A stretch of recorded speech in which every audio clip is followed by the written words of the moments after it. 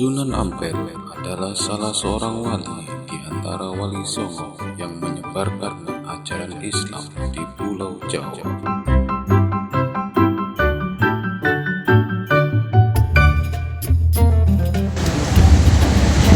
Halo brother, jumpa lagi dengan channel Sudut Kota. Kali ini kita berada di kawasan wisata religi Sunan Ampel.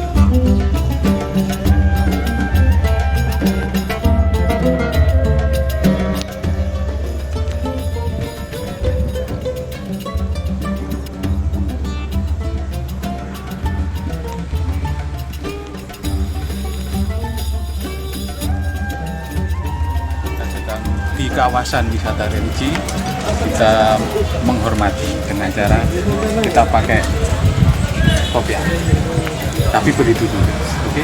Murah sekali, yang bentuknya kayak gini 5.000. Iya. Oke. Ini bonusnya ini. Bonusnya? Dapat bonus keren aja. Oke, langsung kita ini ya. Kita pakai. Terima kasih ya.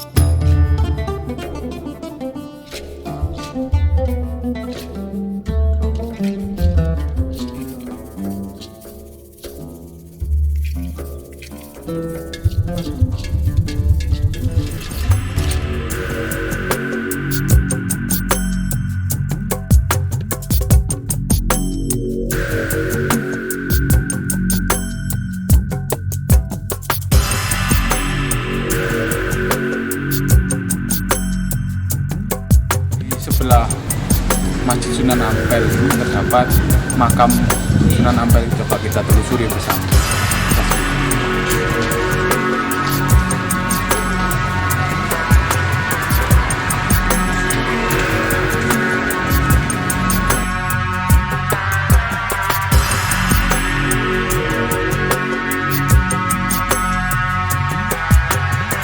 Jadi brother Sudut Kota, sebenarnya sebelum kita masuk ke makam Sunan Ampel, kita harus ke makamnya Mbah Bolong atau Mbah Sunaji di belakang saya.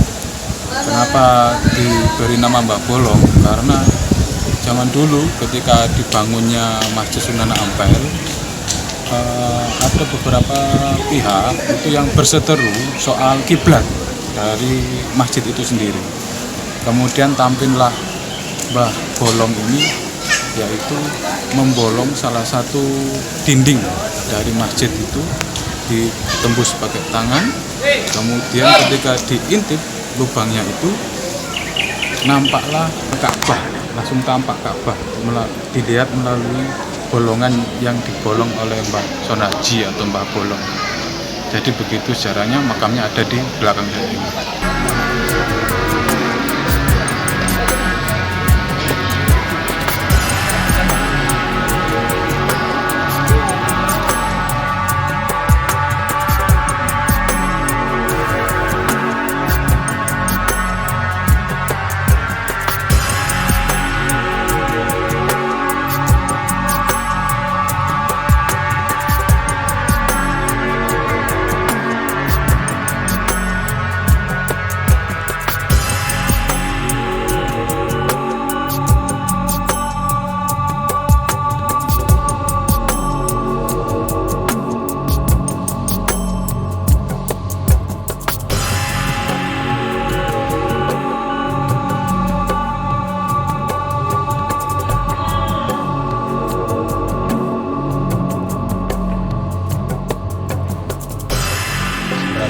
kota.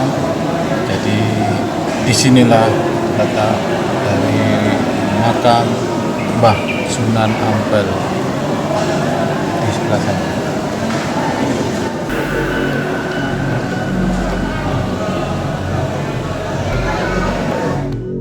Sunan Ampel adalah putra dari Syekh Ibrahim As-Samarqandi, sedangkan Syekh Ibrahim As-Samarqandi adalah putra dari Syekh Jumadil Kubro. Syekh Jumadil Kubro dan kedua anaknya, Maulana Malik Ibrahim dan Maulana Isa, bersama-sama datang ke Pulau Jawa. Setelah itu mereka berpisah.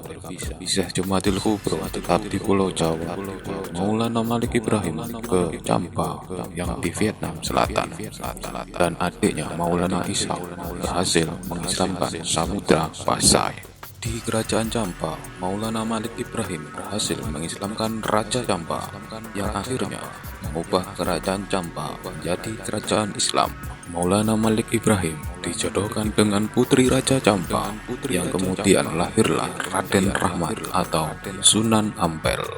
Sunan Ampel atau Raden Rahmat datang ke Pulau Jawa pada tahun 1443 untuk menemui bibinya, yaitu Dwarawati. Dwarawati adalah seorang putri Champa yang menikah dengan Raja Majapahit yang bernama Prabu Kertawijaya. Sunan Ampel menikah dengan Nyai Ageng Manila, putri seorang adipati Tuban. Pada tahun 1479, Sunan Ampel mendirikan Masjid Agung Demak dan yang menjadi penerus untuk melanjutkan perjuangan dakwah di kota Demak adalah Raden Zainal Abidin yang kemudian dikenal dengan Sunan Demak. Sunan Ampel diperkirakan wafat pada tahun 1481 dan kemudian dimakamkan di Surabaya di sebelah barat Masjid Ampel. Dalam naskah kuno yang telah diterjemahkan, Sunan Ampel juga disebutkan memiliki kesaktian yang di dalam Islam dikenal dengan nama karomah. Salah satu karomah Sunan Ampel adalah menghadirkan Mbah Soleh yang telah meninggal. Dalam kisahnya, Sunan Ampel dijelaskan merasa bersedih dan gelisah ketika Mbah Soleh meninggal, karena Mbah Soleh merupakan salah satu santri yang rajin dan taat. Sosok Mbah Soleh juga cinta kebersihan yang selalu membersihkan masjid. Suatu ketika, Mbah Soleh meninggal dan Sunan Ampel berucap, kalau saja Mbah Soleh masih hidup pasti masjid bersih. Dan tak disangka ucapan Sunan Ampel menjadi nyata. Keesokan harinya para santri melihat masjid kembali kinclong. Bukan hanya itu yang membuat santri dan masyarakat kaget, sosok Mbah Soleh kembali hadir. Kejadian itu berulang sampai 9 kali, sehingga makam Mbah Soleh sebanyak 9.